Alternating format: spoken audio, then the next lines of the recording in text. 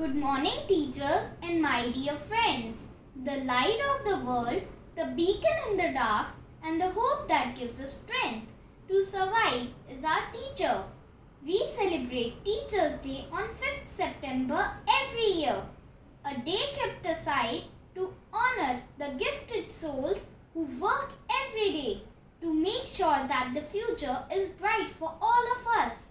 On this beautiful occasion, let us take the opportunity to convey our wishes to all our teachers. September 5th is marked by the birth anniversary of Dr. Sarvepalli Radhakrishnan. He was an excellent and immensely respected teacher who was the first Vice President of India, who later became the second President of India. This day is celebrated in many ways at schools. Some of us make greeting cards, some also recite a speech for their favorite teachers.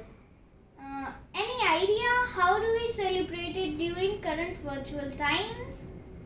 I decided to make this video and share it with everyone.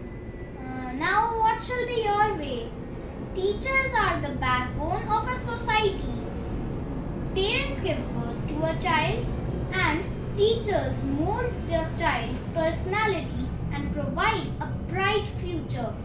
They are a source of knowledge and wisdom. Thank you.